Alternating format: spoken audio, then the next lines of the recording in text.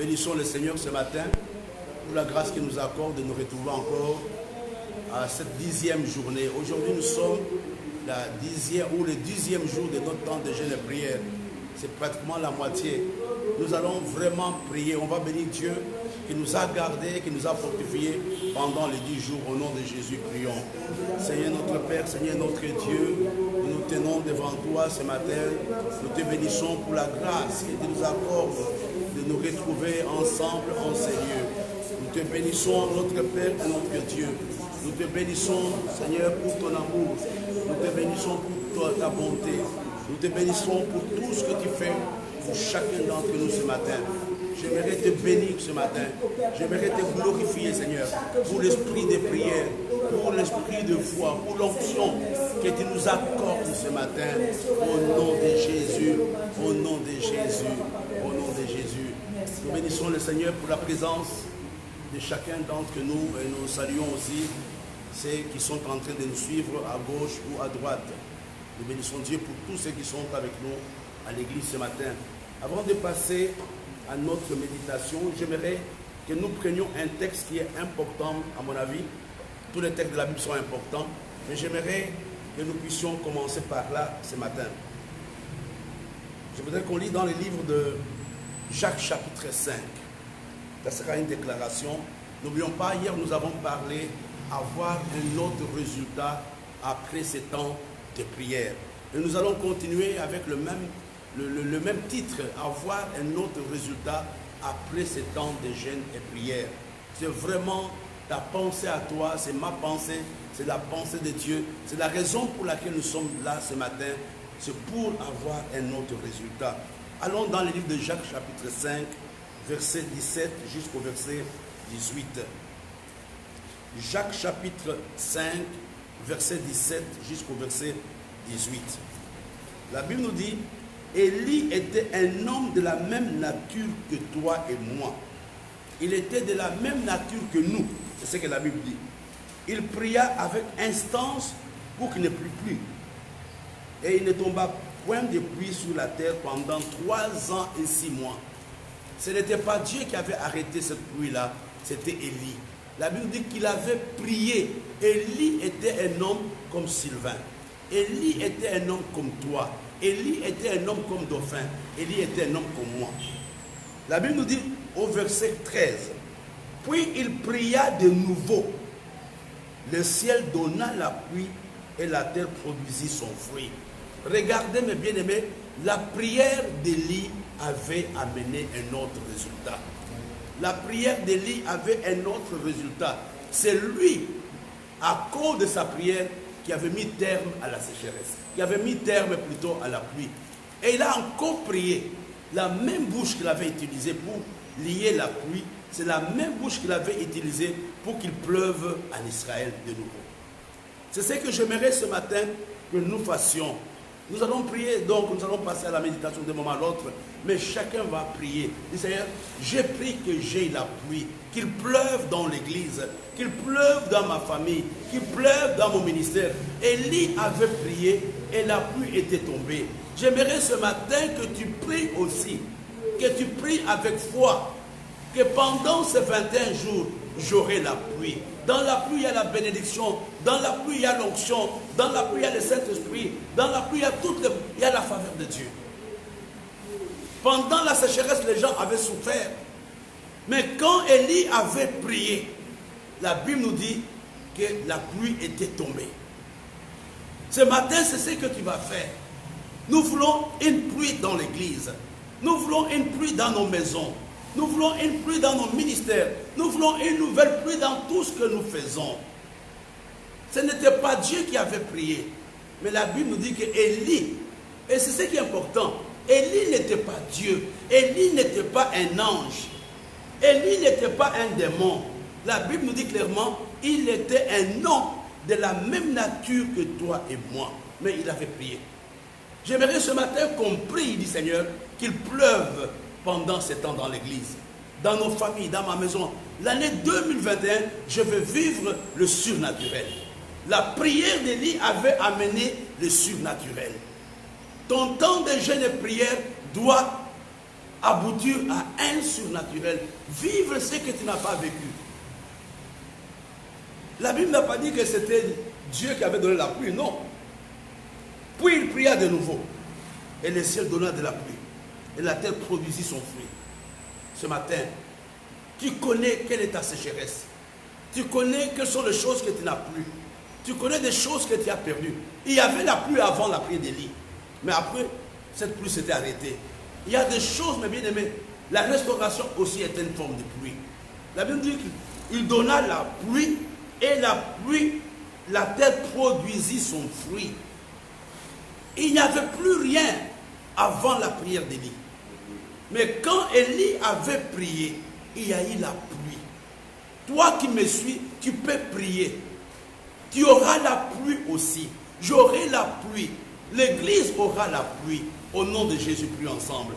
Ce matin, notre Père et notre Dieu, je me tiens devant toi. Je prie qu'il pleuve abondamment, Seigneur, dans l'Église. Qu'il pleuve dans nos maisons. Qu'il pleuve dans cette Église.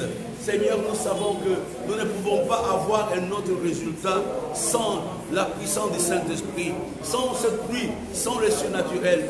Nous voulons vivre le surnaturel, Seigneur, dans notre communauté. Nous voulons vivre le surnaturel dans l'Église. Notre Père et notre Dieu. Ce matin, je prie. Seigneur, j'aimerais qu'il pleuve, Seigneur. Visite ton Église, visite ton Église pendant ce temps, Seigneur. Visite ton peuple. Nous prions, Seigneur, pour qu'il pleuve dans n'importe quelle vie. Seigneur, ce matin, nous nous tenons devant toi. Nous voulons qu'il pleuve ce matin. Nous voulons qu'il pleuve ce matin. Nous voulons qu'il pleuve ce matin. Nous voulons qu'il pleuve ce matin. Qu'il pleuve ce matin. Qu'il pleuve ce matin. Qu'il pleuve ce matin. Nous te supplions, notre Dieu. Nous te supplions, notre Père. Qu'il pleuve ce matin, Seigneur.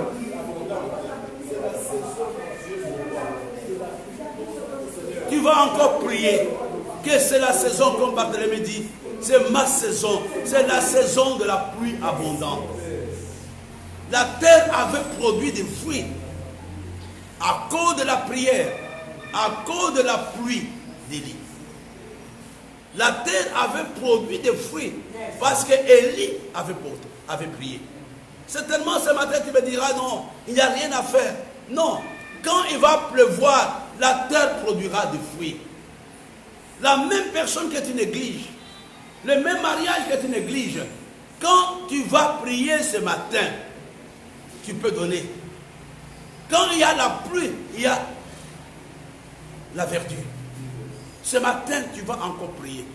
Prie d'abord par rapport à toi-même. Dis Seigneur, je sens que je suis sec. Je sens que je suis sec. Je sens que je ne produis plus. Je sens que mon mariage ne produit plus. Je sens que mon ministère ne produit plus. Je sens que mon travail ne produit plus. Mais je prie ce matin pour une pluie abondante. Au nom de Jésus, prions ensemble. Seigneur, ce matin, je me tiens humblement devant toi. Je prie, Seigneur, pour cette pluie abondante. Je prie pour cette pluie abondante. Je prie pour cette pluie abondante. Je prie pour cette pluie abondante, Seigneur. Saint-Esprit, visite ton Église pendant cette période. Cette pluie abondante, Seigneur. Cette pluie abondante, Seigneur. J'aimerais ce matin, Seigneur, que nous soyons mouillés de ta seule présence. Nous voulons nager dans ton Esprit Saint. Ce matin, c'est ce dont nous avons besoin. Élie était un homme de la même nature que nous. Tu avais honoré sa foi. Honore la foi de ton peuple pendant ces 21 jours, Seigneur. Que tout ce qui a séché, Seigneur, commence à reprendre vie, Seigneur. Nous prophétisons, Seigneur, ce matin. Nous allons vivre la pluie dans l'Église. Nous allons vivre la pluie dans mon ministère. Nous allons vivre la pluie dans tout ce que nous faisons. Au nom de Jésus. Au nom de Jésus. Au nom de Jésus. Mon plus grand encouragement dans cette histoire, c'est ce que la Bible nous dit. Élie était un homme de la même nature que nous. Tu allais dire non, c'était vraiment, on n'a pas mis ici sa position de prophète. La Bible n'a pas dit qu'Élie était prophète, mais ici on dit Élie était de la même nature que toi et moi. Donc, la Bible nous explique cela pour que tu ne puisses pas te sous-estimer. Pour que tu dises, bah non, je Bishop, moi, maman, elle allait, je ne peux rien faire. Moi, Olive, je ne peux rien faire. Moi, Sylvain, je ne peux rien faire. Mais la Bible est claire, Élie était un homme de la même nature. Et la Bible nous dit quelque part, Dieu ne fait exception de personne.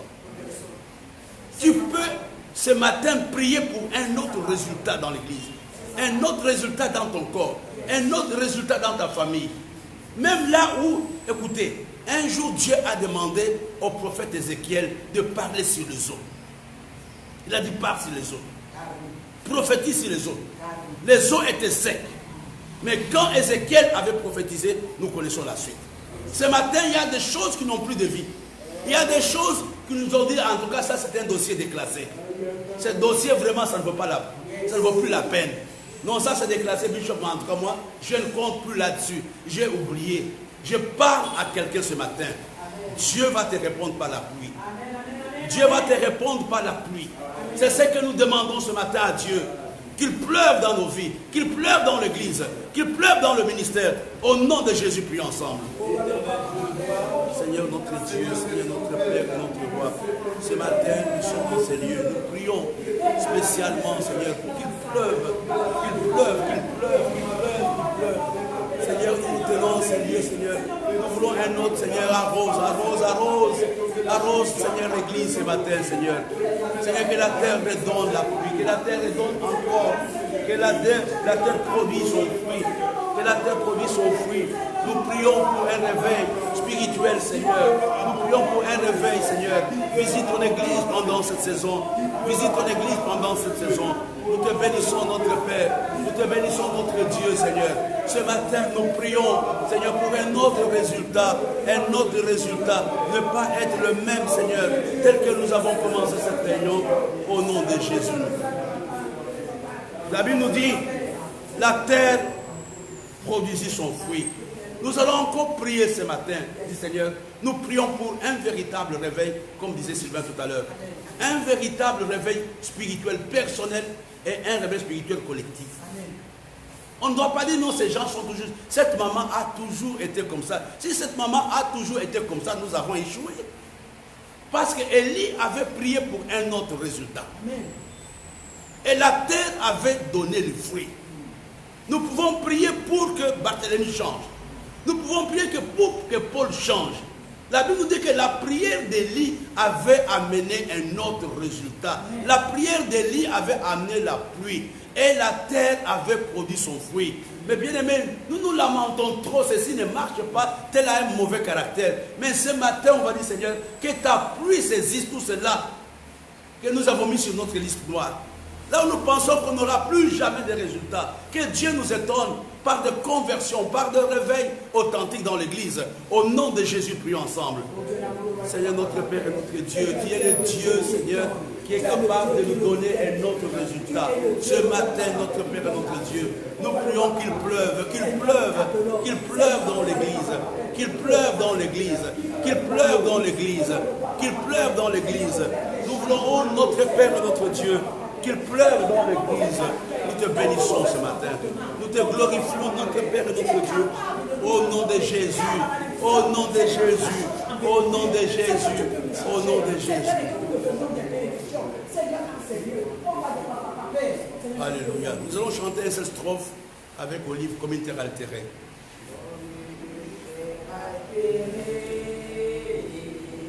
Sauvé après l'Odyssée, nous appelons la rosée et de ta grâce Emmanuel. Fraîche rosée,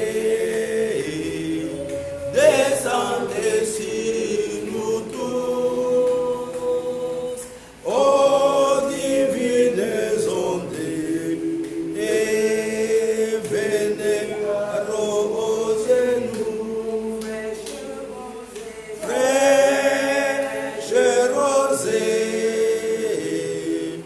descendez sur nous tous, ô divines ondes, et venez arroser. Élie était un homme de la même nature que toi Élie était un homme de la même nature que moi. Il pria, la terre tomba, la pluie tomba et la terre donna le fruit. J'aimerais que nous puissions voir aussi un autre aspect de la vie de cet homme dans le livre de 1er Roi, chapitre 17. Et nous allons donner quelques éléments qui sont très importants. Ce matin, j'aimerais que nous puissions prier. La Bible nous parle d'Élie. À partir du verset 1, Élie le Tishbite, l'un des habitants de Galade, dit à Achab, l'Éternel est vivant, le Dieu d'Israël, dont je suis l'Éternel, il n'y aura pas ces années ni rosée ni pluie, sinon à ma parole. J'aime la confiance que Élie avait en lui. Il a dit, il n'y aura pas de pluie sauf à ma parole. Et pendant la sécheresse, Dieu va faire quelque chose. Et j'aimerais que pendant le moment difficile, en cette année 2021, que Dieu s'occupe de toi. Amen. Et la parole de l'Éternel fut adressée en ces mots. Pars d'ici, dirige-toi vers l'Orient. Dieu est un Dieu qui fait l'exception. Nous devons expérimenter cette année la loi de l'exception. Dit que même si c'est difficile, parce que j'ai une alliance avec Dieu, moi je vais vivre un autre résultat. Même si c'est difficile, parce que j'ai une alliance avec Dieu, moi les portes vont s'ouvrir. Même si personne ne reçoit. Esther avait connu la loi de l'exception. Pendant qu'il y avait la sécheresse, Dieu a trouvé une stratégie pour Élie. Il lui dit, pars d'ici, dirige-toi vers l'Orient et cache-toi près du torrent de Kérit et en face du Jourdain. Tu boiras de l'eau du torrent et j'ai ordonné aux corbeaux de te nourrir là-bas. Il partit selon la parole de l'Éternel. Il alla s'établir près du torrent de Kérit qui est en face du Jourdain. Et les corbeaux lui apportaient du pain et de la viande le matin et du pain et de la viande le soir. Il buvait de l'eau du torrent. Mais au bout d'un certain temps, le torrent fut à sec car il n'était point tombé de pluie dans le pays. Donc nous voyons que pendant la grande sécheresse, qu'est-ce qui s'était passé? Dieu a signé ce que j'appelle la loi de l'exception. Il dit à Élie, toi maintenant, même s'il n'y a pas de pluie à gauche, même s'il n'y a pas à manger, mais toi, parce que tu as une alliance avec toi, avec moi, je t'envoie au torrent de Kérit.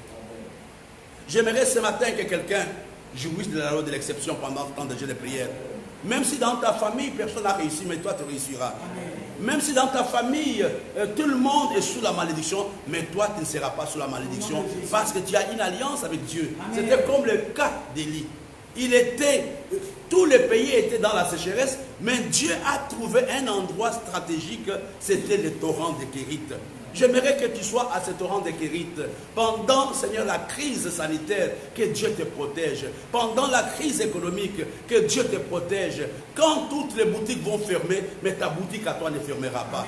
Quand tout le monde sera endeuillé, mais que toi tu sois préservé. Pourquoi tu es comme Élie? Élie était un homme de la même nature que toi et moi. Mais écoutez-moi très bien. Il y a des choses qui vont se passer au torrent de Kérit. Dieu donne de l'eau à Élie. Dieu envoie le corbeau pour nourrir Élie. Mais bien aimé, écoutez-moi bien, le corbeau était un oiseau maudit qui n'avait rien à faire avec Israël. Mais Élie a obéi parce que Dieu lui avait demandé. Et la parole de Dieu nous dit aussi, je reviens à ce que l'ancien Sylvain a donné tout à l'heure. La parole de Dieu nous dit qu'après un certain temps, il n'y avait pas d'eau au torrent de Kérit.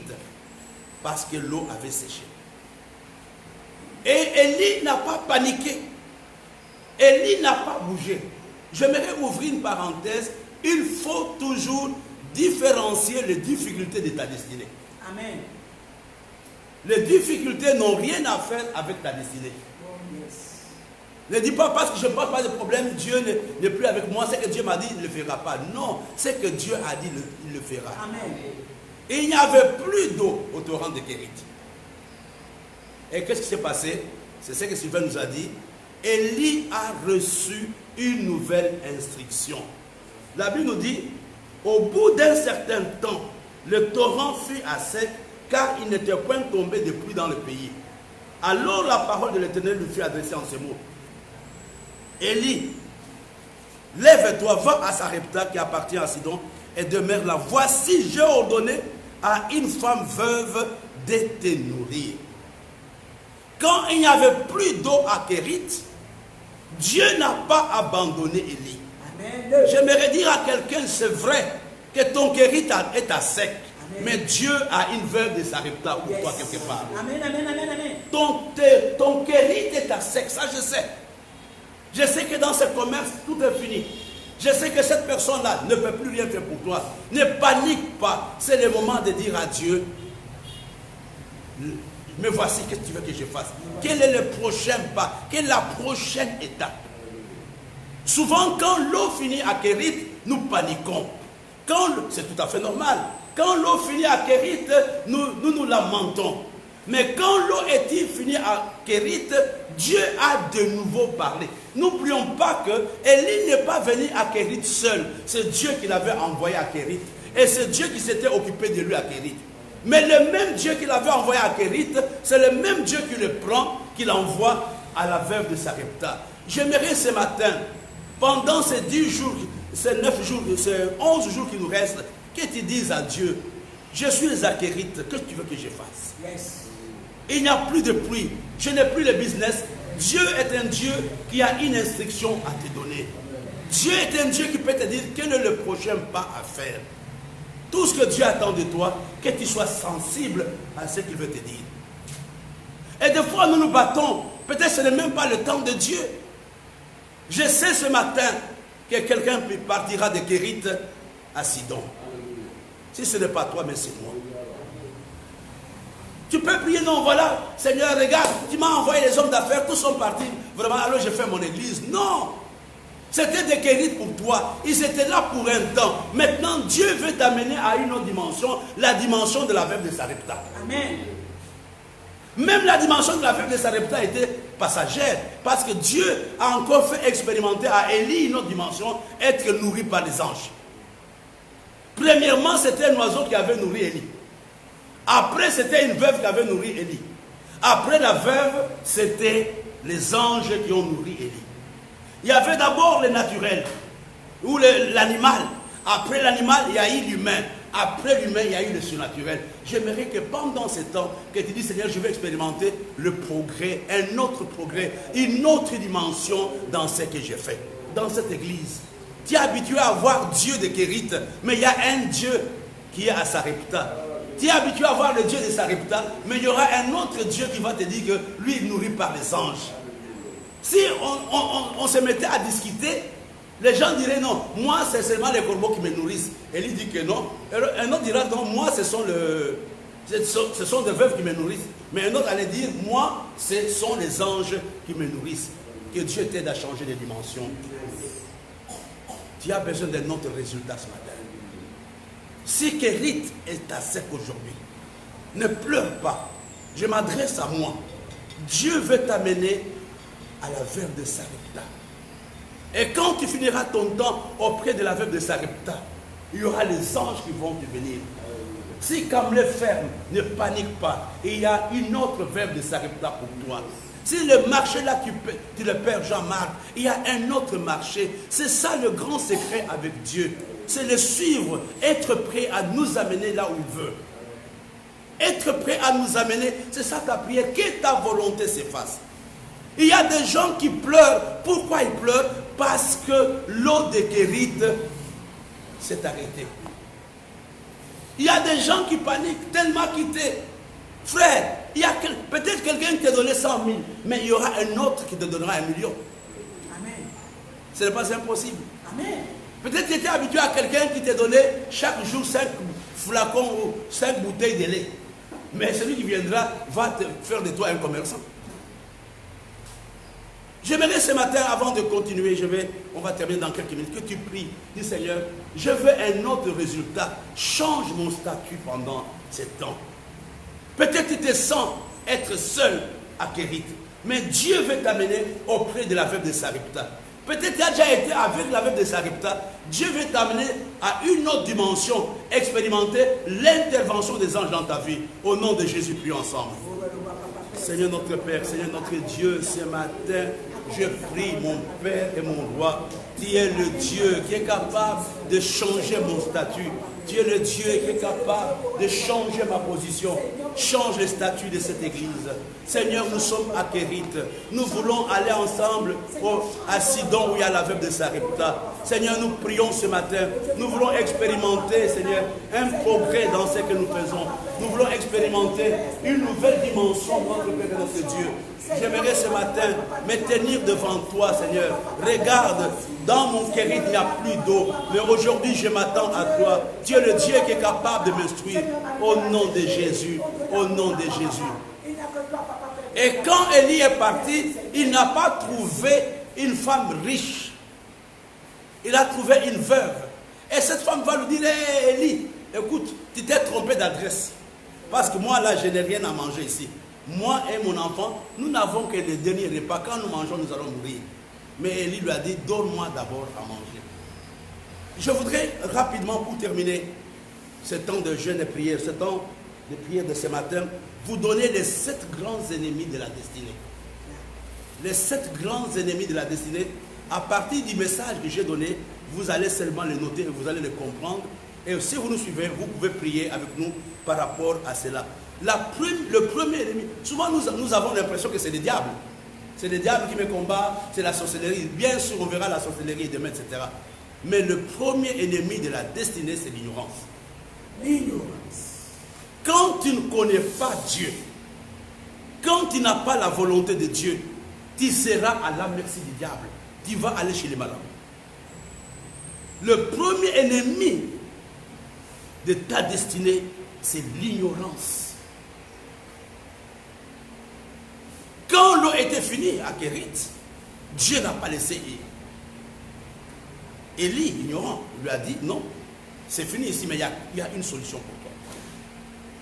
Le premier ennemi, c'est l'ignorance. Et dans le Seigneur sans le connaître, il y a des gens qui sont à l'église, mais qui n'ont pas la révélation de Dieu, qui n'ont pas la révélation de sa parole, qui pensent que Dieu est comme leur tontine, qui pensent que Dieu... Non, l'ignorance t'empêche de changer de position. Et le deuxième ennemi de notre destinée, j'ai englobé cela dans les attitudes négatives. Lui, il faut me suivre. Attitude négative. Jean-Marc, il faut me suivre. Premier ennemi, c'est l'ignorance.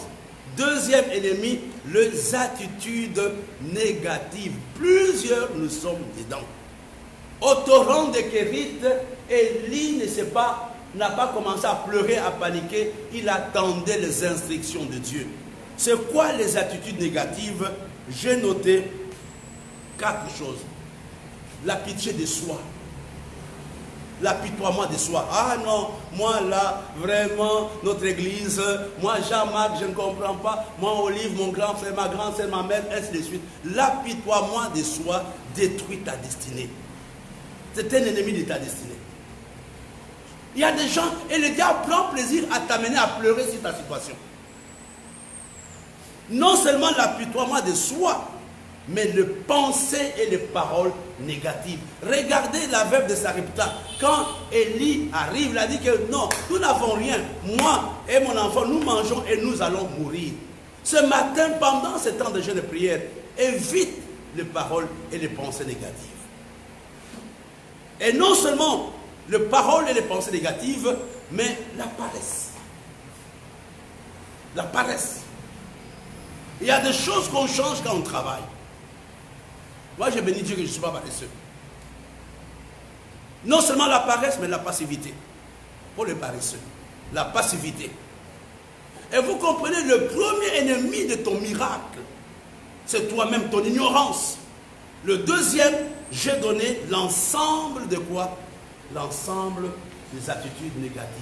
Le troisième ennemi de ton miracle, c'est le découragement. C'est le découragement. Élie ne s'est pas découragé. Et nous allons le voir à la fin là, avec la menace de Jezabel. Élie s'était découragé, mais au début, il ne s'était pas découragé. Mon frère et ma soeur, quel que soit le combat qui se trouve en face de toi, ne te décourage pas. Le troisième ennemi, c'est le découragement. Jean-Marc. Oh non, vraiment, Bishop, j'ai déjà beaucoup prié. Tu as prié pendant combien de temps? Il y a des gens qui prient pour le même sujet pendant 40 ans avant de voir les miracles. Les découragements peuvent te faire sortir de ta destinée.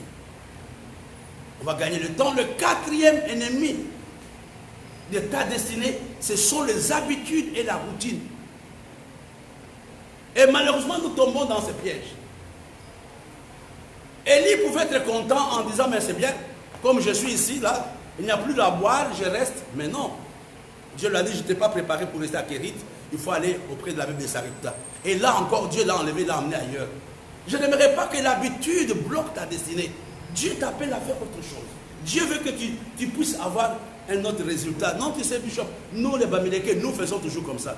Frère, quand tu fais toujours comme ça, tu ne seras pas différent de la vie de ton papa. Il faut que tu sois un Bamileke révolutionnaire, Barthélemy. Comme Dauphin. Dauphin, il y a des choses peut-être aujourd'hui qui commencent à les faire, mais avant, il ne le faisait pas. Ne dis pas, nous, dans notre famille, c'est toujours comme ça. Les habitudes et la routine. Les habitudes, la routine, la monotonie détruit la destinée. Nous voulons maudire les habitudes dans l'église. Nous, on ne fait pas comme ça au rocher. Non, mais il faut être, comme disait Sylvain, être à l'écoute du Saint-Esprit. Il y a quelque chose qu'il veut te montrer. C'est Élie qui avait prié pour qu'il ne pleuve pas. C'est Dieu qui avait envoyé Élie à Kérit. C'est le même Dieu qui l'a fait sortir de Kérit. Un autre ennemi, mes bien-aimés, de notre destinée, ce sont les mauvais choix et les mauvaises décisions. Le mauvais choix et les mauvaises décisions.